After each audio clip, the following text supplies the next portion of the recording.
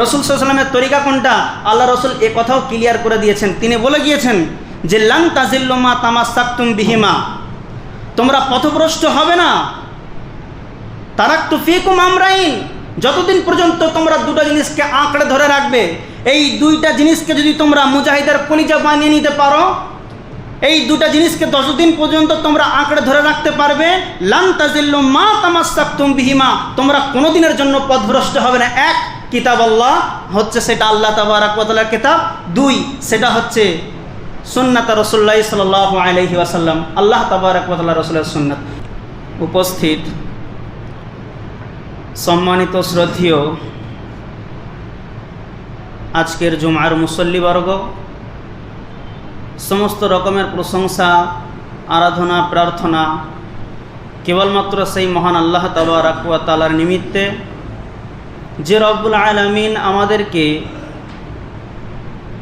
তাওহীদ ভিত্তিক ঈমান অর্জন করে মুসলিম হিসাবে দুনিয়াতে প্রেরণ করেছেন। এজন্য আমরা তার শুকরিয়ার কালেমা পড়ি, বলি আলহামদুলিল্লাহ। অতঃপর দরুদ ও সালাম বর্ষিত হোক আখিরি পয়গম্বর সৈয়দুল মুরসালিন রহমাতুল লিল আলামিন নবী মুহাম্মদুর রাসূলুল্লাহ সাল্লাল্লাহু আলাইহি ওয়াসাল্লামের উপর। আল্লাহুম্মা আমিন, আল্লাহুম্মা সাল্লি আলাইহি, আল্লাহুম্মা বারিক আলাইহি। আজকে আমি আপনাদের সম্মুখে সূরা আল ইমরানের 31 নম্বর আয়াতটি তেলাওয়াত করেছি। উক্ত আয়াতকে কেন্দ্রবিন্দুর মধ্যে রেখে আল্লাহর ভালোবাসা সম্পর্কে কয়েকটি কথা বলে আমি আমার বক্তব্যকে জবানিকা টানবো ইনশাআল্লাহ। ওয়া মা তাওফীকি ইল্লা বিল্লাহ। আমরা সকলেই পাগল আল্লাহ তাবারাক ওয়া তাআলার ভালোবাসা অর্জন করার জন্য। সকলেই আমরা চাই যে আল্লাহ আমাকে ভালোবাসুন, আমি আল্লাহকে ভালোবাসি। কিন্তু আল্লাহ তাবারাক ওয়া তাআলার ভালোবাসা অর্জন কিভাবে করা যায়, সেই চিন্তা, সেই বিবেচনা আপনার আমার মাথার মধ্যে কিন্তু আসে না। এতটুকু জানি যে আল্লাহকে অসন্তুষ্ট করলে আল্লাহ তাবারাক ওয়া তাআলা আমাদেরকে জাহান্নামে নিক্ষেপ করবেন। আর আল্লাহ তাবারাক ওয়া তাআলাকে যদি আমরা সন্তুষ্ট করতে পারি, অর্থাৎ তাকে ভালোবেসে যদি তাকে আমরা খুশি করতে পারি, তাহলে তিনি আমাদেরকে জান্নাতে প্রবেশ করাবেন তার প্রতিশ্রুতি অনুযায়ী, তার ওয়াদা মোতাবেক। তাহলে কথা হচ্ছে যে আল্লাহ তাবারাক ওয়া তাআলাকে ভালোবাসবো বা ভালোবাসি, এটা আমাকে প্রমাণ করতে হবে নবী করিম সাল্লাল্লাহু আলাইহি ওয়াসাল্লামের তরিকাকে সামনে রেখে। মানুষ মুখে দাবি করতে পারে যে আমি আল্লাহ তাবারাক ওয়া তাআলাকে ভালোবাসি, কিন্তু সেই ভালোবাসাটা প্রমাণ কিভাবে হবে? যখন তার কর্মকে আমি দেখব, অথবা তার আমলের মধ্যে এই জিনিসটা স্পষ্ট হবে যে হ্যাঁ, এই জিনিসগুলোকে আল্লাহ তাবারাক ওয়া তাআলা করতে বলেছেন, বিধায় সে করছে, তাহলে এর মধ্যে পরিপূর্ণ আল্লাহ তাবারাক ওয়া তাআলার ভালোবাসা লুকিয়ে রয়েছে, এটা আমি আপনি বুঝতে পারব। কিন্তু মুখে দাবি করে আর আমলের মধ্যে যদি না থাকে, তাহলে সেই ভালোবাসা আর না ভালোবাসা দুটোই কিন্তু সমান হবে। আল্লাহ তাবারাক ওয়া তাআলা তিনি নবী সাল্লাল্লাহু আলাইহি ওয়াসাল্লামকে বলতে বলছেন যে হে নবী, আপনি আপনার উম্মতদেরকে জানিয়ে দিন। কুল, আপনি আপনার উম্মতদেরকে জানিয়ে দিন, অর্থাৎ আমাদেরকে জানিয়ে দেওয়ার জন্য বলছেন। ইন কুনতুম তুহিব্বুনাল্লাহ, যদি তোমরা আল্লাহ তাবারাক ওয়া তাআলাকে ভালোবাসতে চাও, ফাত্তাবিউনি, তাহলে আমার पैरवी করো, আমার ইত্তেবা করো, আমার অনুসরণ করো। যদি আপনি আল্লাহ তাবারাক ওয়া তাআলাকে ভালোবাসতে চান, আপনি যে মুখে দাবি করেন যে আমি আল্লাহকে ভালোবাসি, এই দাবিটা তখন আপনাকে সত্যই রূপান্তরিত করতে হবে।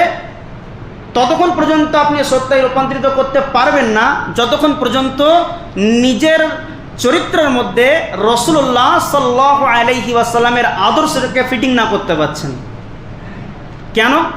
আল্লাহ তাবারাক ওয়া তাআলা তো নিজেই বলছেন যে হে নবী, যারা বলে যে আমরা আল্লাহকে ভালোবাসি, অথবা যদি কোনো ব্যক্তি চায় যে আল্লাহ তাবারাক ওয়া তাআলাকে ভালোবাসবে সে, তাহলে সে যেন আমার ইত্তেবা করে, অর্থাৎ রাসূলুল্লাহ সাল্লাল্লাহু আলাইহি সাল্লামের যেন ইত্তেবা সে করে। ফাত্তাবিউনি, যদি আপনি আমি আল্লাহ তাবারাক ওয়া তাআলার আদর্শকে নিজের চরিত্রের মধ্যে, নিজের ক্যারেক্টারের মধ্যে যদি আনতে পারি, গ্রহণ করে নিতে পারি, তার আদর্শকে যদি আমরা মেনে নিতে পারি, তাহলে আল্লাহ তাবারাক ওয়া তাআলাও আমাদেরকে ভালোবাসবেন। শুধু আপনি ভালোবাসবেন একতরফা নয়, শুধুমাত্র আপনি আল্লাহ তাবারাক ওয়া তাআলা রাসূলের অনুগত্য করেন, অনুসরণ করে চলেন, তাহলে আল্লাহকে আপনার ভালোবাসা হবে, আর আল্লাহ তাবারাক ওয়া তাআলাও আপনাকে ভালোবাসবেন। আল্লাহকে ভালোবাসবেন কিভাবে? বাহ্যিক যে সমস্ত আমলগুলো আছে এগুলোর মাধ্যমে আপনি আল্লাহ তাবারাক ওয়া তাআলার ভালোবাসাকে ফুটিয়ে তুলতে পারেন। যেমন নামাজ, রোজা, হজ, যাকাত, এই সমস্ত দান, সাদকা, উত্তম চরিত্র, এগুলো যত বেশি আপনার ভিতরে থাকবে আপনি আল্লাহ তাবারাক ওয়া তাআলার ভালোবাসা অর্জন করতে পারবেন। তবে সেই নামাজটা যেন নবী করিম সাল্লাল্লাহু আলাইহি ওয়াসাল্লামের তরিকা মোতাবেক যেন নামাজ হয়, সেই যাকাত দেওয়ার পদ্ধতিটা যেন নবী করিম সাল্লাল্লাহু আলাইহি ওয়াসাল্লামের তরিকা মোতাবেক হয়, সেই হজ করাটা যেন নবী করিম সাল্লাল্লাহু আলাইহি ওয়াসাল্লামের তরিকায় হয়, সেই দান করাটা যেন আল্লাহ তাবারাক ওয়া তাআলা রাসূল সাল্লাল্লাহু আলাইহি ওয়াসাল্লাম যে পদ্ধতিতে, যেখানেতে খরচ করার কথা বলেছেন, যেখানেতে যে পদ্ধতিতে দান করার কথা বলেছেন, সেই পদ্ধতিতে সেই জায়গাতে যেন হয়, তবেই আপনি আল্লাহ তাবারাক ওয়া তাআলাকে ভালোবাসছেন আর নবী করিম সাল্লাল্লাহু আলাইহি ওয়াসাল্লামের অনুসরণ করতে পারলেন বা ইত্তেবা করলেন। আর আল্লাহর ভালোবাসা, আল্লাহ আপনাকে ভালোবাসবেন কি বুঝবেন? আল্লাহ তাবারাক ওয়া তাআলা যে প্রতিশ্রুতি দিয়েছেন, যে ওয়াদা করেছেন, আল্লাহ আপনার প্রতি সন্তুষ্ট হয়ে যাবেন, এটাই আল্লাহর ভালোবাসা। আল্লাহ আপনাকে প্রতিশ্রুতি দিয়েছেন যে তিনি যদি সন্তুষ্ট হন তাহলে কিয়ামত দিবসে বিচার, হিসাব নিকাশ হালকা করবেন। তিনি প্রতিশ্রুতি দিয়েছেন যে যদি আপনি ভালো আমল করেন তাহলে আপনাকে পুরস্কার দেবেন, অর্থাৎ জান্নাত দেবেন। এটা হচ্ছে আল্লাহর ভালোবাসা। আপনি আল্লাহকে সন্তুষ্ট করবেন ইবাদতের মাধ্যমে, আর সেই ইবাদতের তরিকাটা হতে হবে নবী করিম সাল্লাল্লাহু আলাইহি ওয়াসাল্লামের। আর সেই নবী করিম সাল্লাল্লাহু আলাইহি সাল্লামের তরিকার মাধ্যম দিয়ে আল্লাহ তাবারাক ওয়া তাআলাকে যদি আপনি খুশি করতে পারেন, তাহলে শেষ পর্যায়ে আল্লাহ তাবারাক ওয়া তাআলাও আপনাকে খুশিতে রাখবেন, অর্থাৎ জান্নাতে রাখবেন, তার প্রতিশ্রুতি, তার ওয়াদা মোতাবেক। শুধু এতটাই নয়, আল্লাহ তাবারাক ওয়া তাআলা অত্র আয়াতের শেষ অংশে তিনি বলছেন, ফাত্তাবিউনি ইউহিব্বুকুমুল্লাহ ওয়া ইয়াগফির লাকুম যুনুবাকুম।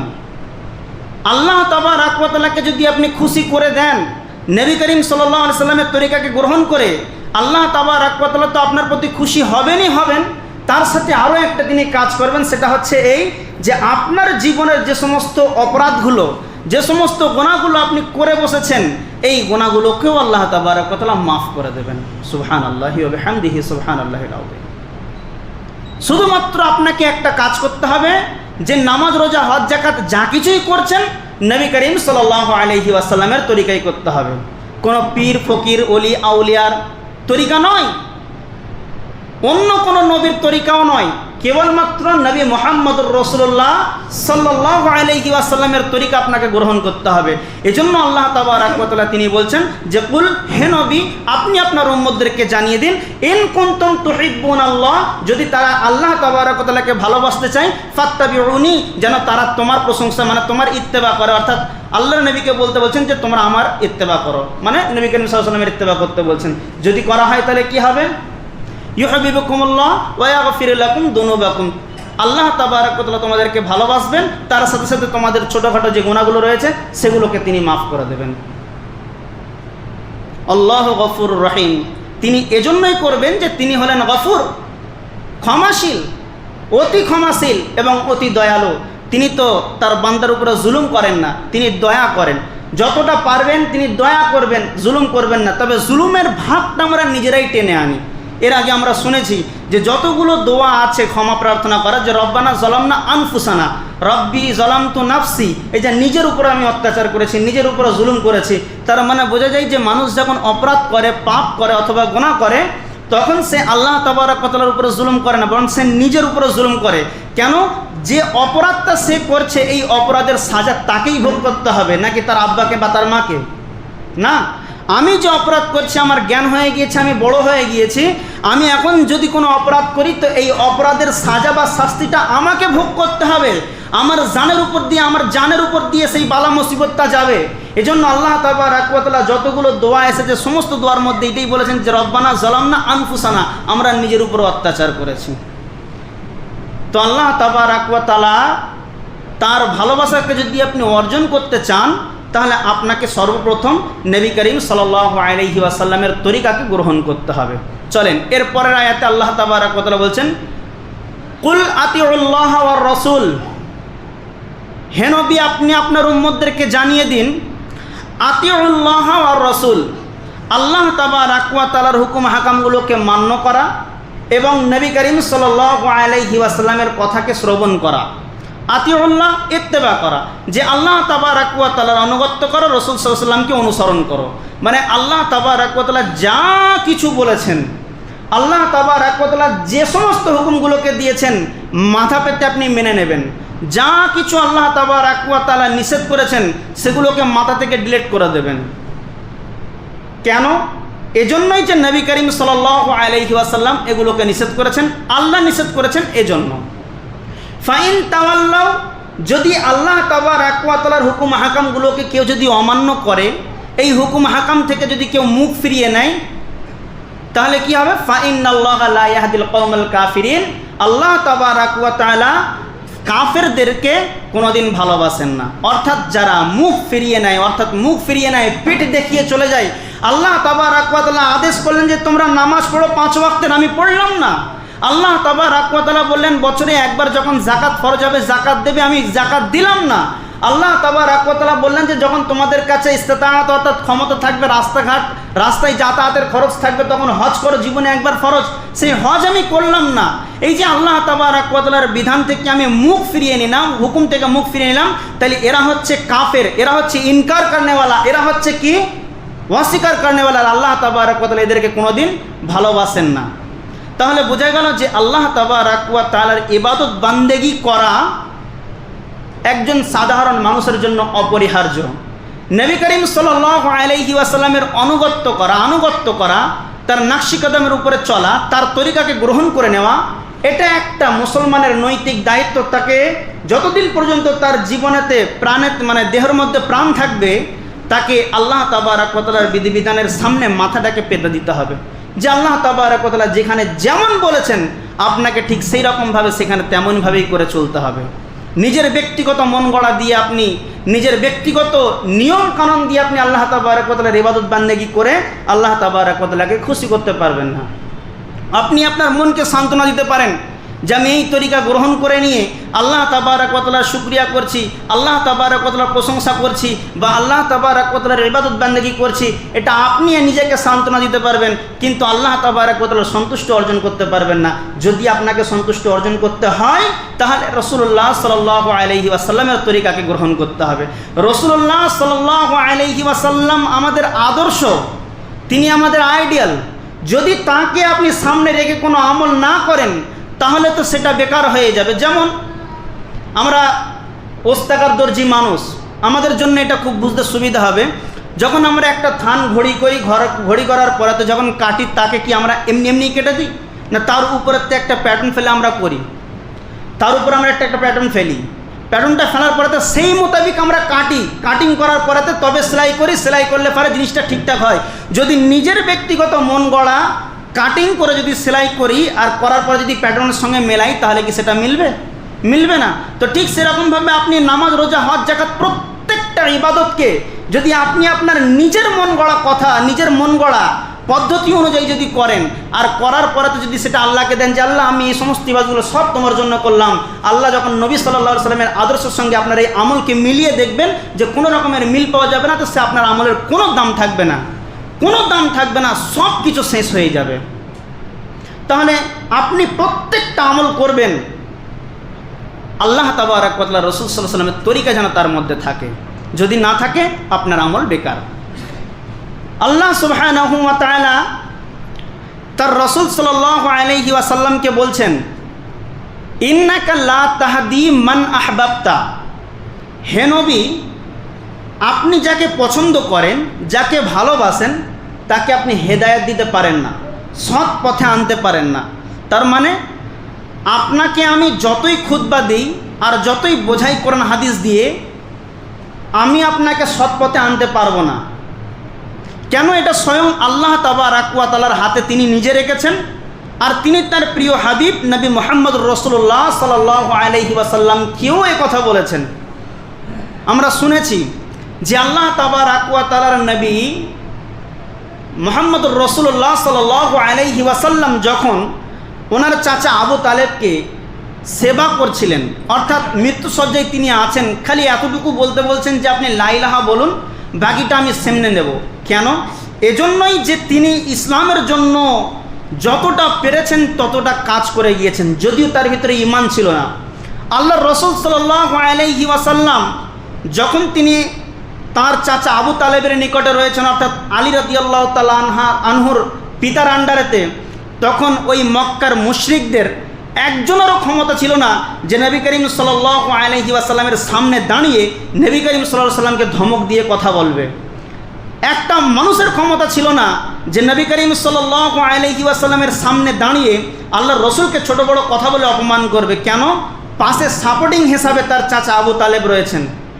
আল্লাহ তাবারক ওয়া তাআলার নবীর চাচা আবু তালেব তিনি স্বয়ং সম্পূর্ণ দাঁড়িয়ে থাকা অবস্থায় আল্লাহর রসুলকে ফুল পারমিশন দিচ্ছে যে নবী মুহাম্মদ, হে আমার ভাইপো, তুমি তোমার দিনের কাজ চালিয়ে যাও, কোনো সমস্যা নেই, তুমি তোমার দিনকে নিয়ে থাকো, কোনো আপত্তি নেই, কেউ তোমাকে বাধা বিঘ্ন দিতে আসবে না। যদি কেউ আসে তাহলে তাকে সর্বপ্রথম আমার সঙ্গে মোকাবেলা করতে হবে, আমার সামনে তাকে দাঁড়াতে হবে। তাহলে দেখুন, এই লোকটা ইসলামের জন্য এত বড় সুপ্রিম পাওয়ার হিসাবে যদি দাঁড়িয়ে থাকতে পারেন, আর যখন মৃত্যুবরণ করছেন তখন সে বেঈমান অবস্থায় মারা যাবেন, এটা কে মেনে নিতে পারে? এজন্য আল্লাহ তাবারক ওয়া তাআলা নবী বললেন যে চাচা, আপনি শুধুমাত্র একবার এই কথাটা বলে দিন, লা ইলাহা ইল্লাল্লাহ, বাকিটা আমি সামনে নেব। তখন আল্লাহ তাবারক ওয়া তাআলা ডাক দিয়ে বলেন যে ইয়া মুহাম্মদ, হে মুহাম্মদ সাল্লাল্লাহু আলাইহি ওয়াসাল্লাম, ইন্নাকা লা তাহদি মান আহবাবতা, যে হে নবী, তুমি যাকে পছন্দ করো, যাকে ভালোবাসো, যে তোমার প্রিয় ভাজন, তাকে তুমি হেদায়েত করবে, এ ক্ষমতা তোমাকে এই পারমিশন দেওয়া হয়নি, তোমার হাতে হেদায়েতকে আমি রাখিনি। ওয়ালাকিন্নাল্লাহা, কিন্তু মহান আল্লাহ তাবারক ওয়া তাআলা ইয়াহদি মান ইয়াশা, যাকে ইচ্ছা চান তাকে হেদায়েত দেন। আল্লাহু আ'লামু বিল মুহতাদিন, তিনি জানেন যে কোন ব্যক্তি হেদায়েত প্রাপ্ত হবে আর কোন ব্যক্তি হেদায়েত প্রাপ্ত হবে না। তাহলে এই যে আমরা দাঁড়িয়ে খুতবা দিচ্ছি, এর মাধ্যমে যে আপনি সব কিছু জেনে গেলেন, বুঝে গেলেন, আর আপনি আজ থেকেই হয়তো ইমানদার হয়ে গেলেন, এমনটা নাও হতে পারে। যদি আল্লাহ আপনাকে হেদায়েত না দেন, তাহলে হেদায়েতের জন্য দোয়া আপনাকে বেশি বেশি করে করতে হবে। আর হেদায়েতের দোয়া আপনি তখনই করতে পারবেন যখন আল্লাহ তাবারক ওয়া তাআলার কাছাকাছি আপনি আসতে পারবেন। আর কাছাকাছি আসার মাধ্যম তো হচ্ছে ইবাদত। প্রত্যেকটা ইবাদতের মাধ্যমে আল্লাহ তাবারক ওয়া তাআলার কাছাকাছি হওয়া যায়। আর কাছাকাছি যখনই আপনি হবেন, তখন আপনি আপনার মনের কথাটা খুলে তাকে বলতে পারবেন। আমি আপনাকে চিনি না, জানি না, হঠাৎ করে এসে যদি আমি আপনাকে একটা আমার মনের কথা বলি, আপনি কি না শুনতে পছন্দ করবেন, না আমার বলতে ভালো লাগবে? আর যত আপনার সঙ্গে আমার সম্পর্কটা ঘনিষ্ঠ হবে, বারবার করে আসছি, দেখছি, একদিন বসে চা খেলাম, একদিন ঘুরতে গেলাম, এই করতে করতে ঘনিষ্ঠ হয়ে গেল, তখন আমি আমার মনের কথা আপনাকে খুলে বলতে পারবো। তো দূর থেকে আপনি সপ্তাহে একদিন এসে আল্লাহ তাবারক ওয়া তাআলাকে প্রিয় করতে পারেন না? আল্লাহ তাবারক ওয়া তাআলার ভালোবাসা আপনি অর্জন করতে পারেন না? আর সপ্তাহে একদিন এসে যে দোয়া করলে আপনার দোয়াটা 100% কবুল হবে, এরও কোনো গ্যারান্টি দেওয়া যায় না। আমি বলছি না যে কবুল হবে না, আল্লাহর ইচ্ছা, আল্লাহর মাশিয়াতের উপরে আল্লাহ তিনি চাইলে কবুল করতে পারেন, নাও পারেন। কিন্তু যেটা প্রকৃত নিয়ম সেটা হচ্ছে এই যে আল্লাহর সন্তুষ্ট অর্জন করতে গেলে আল্লাহর নৈকট্য লাভ করতে হবে। আর নৈকট্য তো তখন লাভ করতে পারবেন যখন আপনি যত বেশি নিকটে আসবেন। এর জন্য আপনাকে প্রকৃতপক্ষে যেরকমভাবে ইমানদার হওয়া দরকার সেই রকম ইমানদার আপনাকে হতে হবে। যদি আপনি না হতে পেরেছেন, তাহলে আপনার সেই দোয়া কাজে লাগতেও পারে, নাও পারে। কিন্তু যখন আপনি আল্লাহ তাবারক ওয়া তাআলার নৈকট্য লাভ করবেন, আল্লাহ তাবারক ওয়া তাআলাকে খুশি করবেন, কারেন্টের মতো দোয়া কবুল হবে। আল্লাহ তাবারক ওয়া তাআলাকে বললেই আল্লাহ তাবারক ওয়া তাআলা আপনার দোয়াকে কবুল করবেন। এটা আল্লাহ তাবারক ওয়া তাআলার ওয়াদা। এজন্য আমাদেরকে চেষ্টা করতে হবে সকল সময় যে আল্লাহ তাবারক ওয়া তাআলার ভালোবাসা অর্জন করার যে মাধ্যমগুলো, যে পন্থাগুলো রয়েছে, সেগুলোকে আমাদেরকে ঠিকঠাকভাবে জানা, আর জানার পরে তো সেগুলোকে নিজের আমলের মধ্যে বাস্তবায়ন করা। আল্লাহ সুবহানাহু ওয়া তাআলা আমাদেরকে তোমার ভালোবাসা এবং তোমার ইবাদত বান্দেগি করার বেশি বেশি করে সুযোগ একটা করে দিন, আমিন। আলহামদুলিল্লাহ ওয়াহদাহু ওয়াসসালাতু ওয়াসসালামু আলা মান লা নাবিয়্যা বা'দা, আম্মা বা'দ। আল্লাহ তাবারক ওয়া তাআলা তিনি সূরা নিসার 59 নম্বর আয়াতের মধ্যে বলছেন, ইয়া আইয়ুহাল্লাযীনা আমানু আতিউল্লাহ ওয়া আতিউর রাসূল ওয়া উলিল আমরি মিনকুম ফাইন তানাযাতুম ফি শাইইন ফারুদ্দুহু ইলাল্লাহি ওয়া রাসূল। হে ঈমানদারগণ, তোমাদের মধ্যে যারা ঈমান এনেছো তাদেরকে ডাক দিয়ে আল্লাহ রাব্বুল আলামিন বলছেন যে হে তারা ঈমান এনেছো যারা, ইয়া আইয়ুহাল্লাযীনা আমানু আতিউল্লাহ ওয়া আতিউর রাসূল, তোমরা আল্লাহ তাবারক ওয়া তাআলার ইত্তেবা করো, রাসূল সাল্লাল্লাহু আলাইহি সাল্লামের ইত্তেবা করো। এখানে দুটো শব্দ দেখুন, আল্লাহর জন্য ইত্তেবা ব্যবহার করা হয়েছে, আল্লাহর রাসূল সাল্লাল্লাহু আলাইহি সাল্লামের জন্য ইত্তেবা ব্যবহার করা হয়েছে। আর এরপরে বলা হচ্ছে যে ওয়া উলিল আমরি মিনকুম, এবং তোমাদের মধ্যে যারা আমির তাদের হুকুমকে মানো। এখানে কিন্তু আর আতীয় ব্যবহার করা হয়নি, ওয়া উলিল আমর, এখানে আমর অর্থাৎ হুকুম শব্দ ব্যবহার করা হয়েছে, আমর শব্দ ব্যবহার করা হয়েছে। এর থেকে মুফাসসিরিন ইকরাম তাফসীরের মধ্যে লিখছেন যে আতিউল্লাহ আর ওয়া আতিউর রাসূল, এই শব্দ দুটোকে কেন্দ্র করে বলা যায় যে আল্লাহ তাবারক ওয়া তাআলার হুকুম এবং রাসূল সাল্লাল্লাহু আলাইহি সাল্লামের হুকুম মানা প্রত্যেকটা মুসলমানের জন্য, ঈমানদারদের জন্য ওয়াজিব। যদি না মানেন তাহলে গুনাহ হবে, যদি না মানেন তাহলে গুনাহ হবে। আল্লাহ তাবারক ওয়া তাআলার সেই হুকুমটা অথবা রাসূল সাল্লাল্লাহু আলাইহি সাল্লামের সেই আদেশটা আপনার পক্ষেও হতে পারে, বিপক্ষেও হতে পারে। কথাটা বুঝতে পারলেন না? আল্লাহ তাবারক ওয়া তাআলার এবং তার রাসূল সাল্লাল্লাহু আলাইহি সাল্লামের আদেশ নিষেধটা আপনাকে হার হালাতে মানতে হবে, এটা মানা ফরজ, ওয়াজিব বলা হয়েছে। সেই হুকুমটা চাই সেটা আপনার ফেভারে হতে পারে, আপনার পক্ষে নিতে পারে, আবার আপনার বিপক্ষে চলে যেতে পারে। কিন্তু ওয়া উলিল আমরি মিনকুম, এই আমিরদের কথা অর্থাৎ সরদার, নেতা অথবা সরকারের কথা আপনি মানতেও পারেন, না মানতে পারেন। এখানে মানে শর্ত সাপেক্ষে আপনি মানবেন।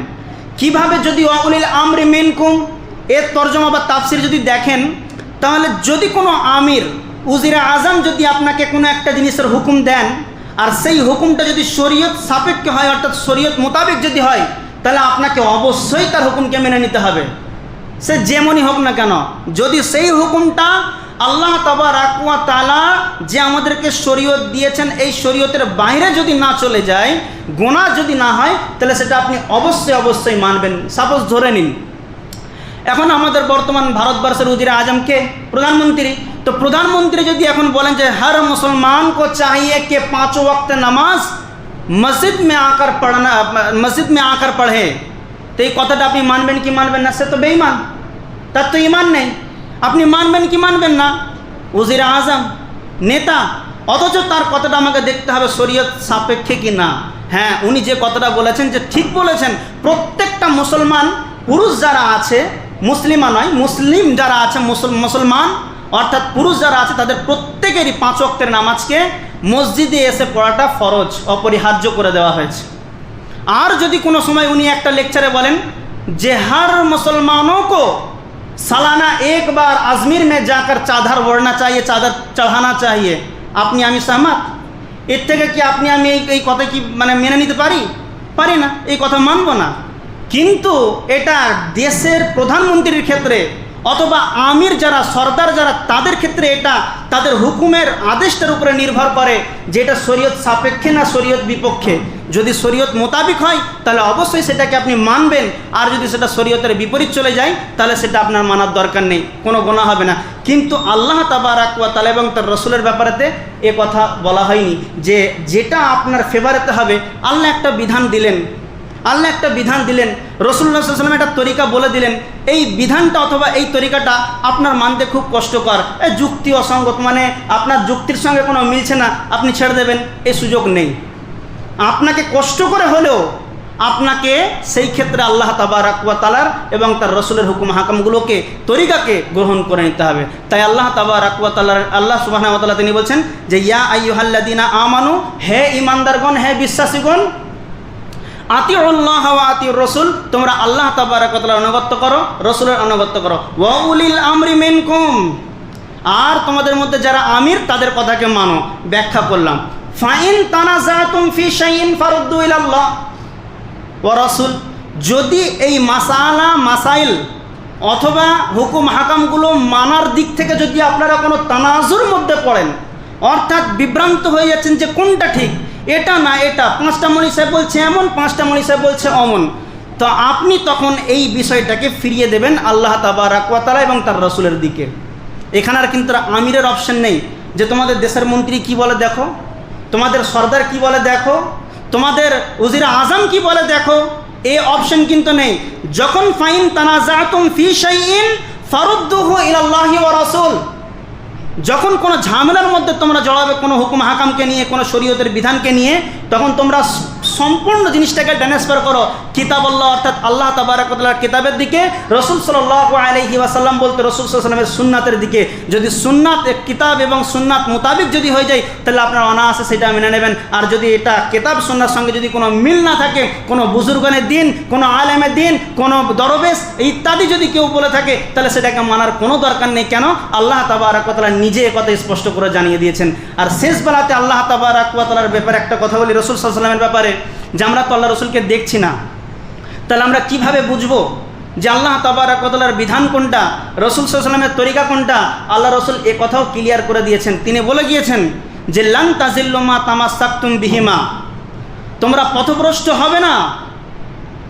তারাকতু ফীকুম আমরাইন, যতদিন পর্যন্ত তোমরা দুটো জিনিসকে আঁকড়ে ধরে রাখবে, এই দুইটা জিনিসকে যদি তোমরা মুজাহিদের কলিজা বানিয়ে নিতে পারো, এই দুটা জিনিসকে 10 দিন পর্যন্ত তোমরা আঁকড়ে ধরে রাখতে পারবে, লান তাজিল্লু মা তামাসসাকতুম বিহিমা, তোমরা কোনোদিনের জন্য পথভ্রষ্ট হবে না। এক, কিতাবুল্লাহ হচ্ছে সেটা আল্লাহ তাবারাক ওয়া তাআলার কিতাব।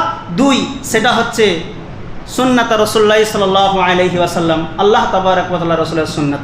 তাহলে একটা মানুষ যদি ঠিকঠাকভাবে দুনিয়াদারি করতে চায়, তার সবচাইতে বড় গাইড বুক হিসাবে তাকে গ্রহণ করে নিতে হবে কোরআনকে এবং হাদিসকে। শুধু কোরআন নয়, কোরআন এবং হাদিস উভয়কেই মানতে হবে। কেন? কোরআন হচ্ছে সাহিত্য বই।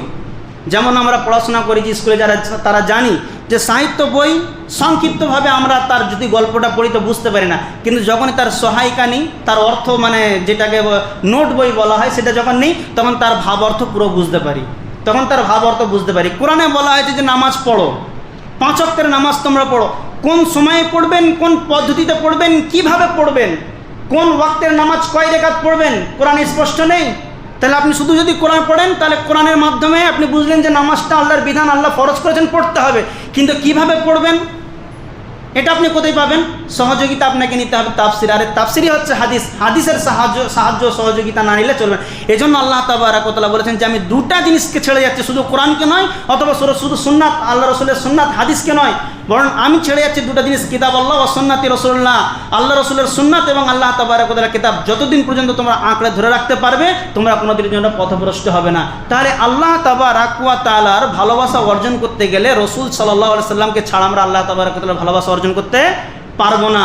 এজন্য আমাদের উচিত যে রাসূলুল্লাহ সাল্লাল্লাহু আলাইহি ওয়াসাল্লামের প্রত্যেকটা তরিকাকে আমরা মেনে চলবো ইনশাআল্লাহ, প্রথম কথা। দ্বিতীয় কথা হলো এই যে যখন আপনি আল্লাহ তাবারাক ওয়া তাআলার রাসূলের তরিকাকে মান্য করে চলবেন, যতটা পারবেন মেনে চলবেন, সম্পূর্ণ মানার চেষ্টা করবেন। যদি নাও পারেন, অন্তত যদি ছেড়ে ছুড়ে যায় তো আল্লাহর কাছে মাপ চাইবেন। কিন্তু আল্লাহ রাসূল সাল্লাল্লাহু আলাইহি ওয়াসাল্লাম যে তরিকার যে সীমা বেঁধে দিয়েছে, সেটাকে বর্ডার ক্রস করার চেষ্টা করবেন না, অতিক্রম করবেন না। যদি আপনি সুন্নত না পড়েন, কথার কথা আমি একটা জিনিস বোঝাচ্ছি, একটা সুন্নাত আছে সেটা আপনি মানলেন না মানে আপনি আমল করলেন না, মানেন যে এটা সুন্নাত কিন্তু আপনি আমল করলেন না, গুনাহ হবে না। কিন্তু যদি আপনি এটাকে সুন্নত মনে করে যদি সুন্নত নয় সেটাকে যদি আমল করেন, তাহলে এটা খারাপই বেশি, এটা তখন বিদআতে পরিণত হয়ে যাবে। একটা সুন্নাত যদি ছেড়ে যায় তো আপনার গুনাহ হবে না, ক্ষতি হবে না অতটা, কিন্তু যদি আপনি সুন্নত মনে করে কোনো একটা বিদআত চালু করে দেন অথবা বিদআতের উপর আমল করেন, তাহলে সেটা গুনাহে পরিণত হয়ে যাবে। এজন্য আমার বলার উদ্দেশ্য, আবার ফের এটা থেকে ভুল বুঝবেন না যে সুন্নত ছেড়ে দিলে গুনাহ হবে না, তাহলে কোনো সমস্যা নেই, সুন্নতই ছেড়ে দিই, এমনটা নয়। আমি আপনাকে জিনিসটা বিদআত আর সুন্নতের মধ্যে পার্থক্যটাকে বোঝানোর চেষ্টা করছি যে বিদআত এমন মারাত্মক জিনিস, যদি আপনি সুন্নত মনে করে ভালো কাজ করেন তবু সেটা গুনাহ হবে।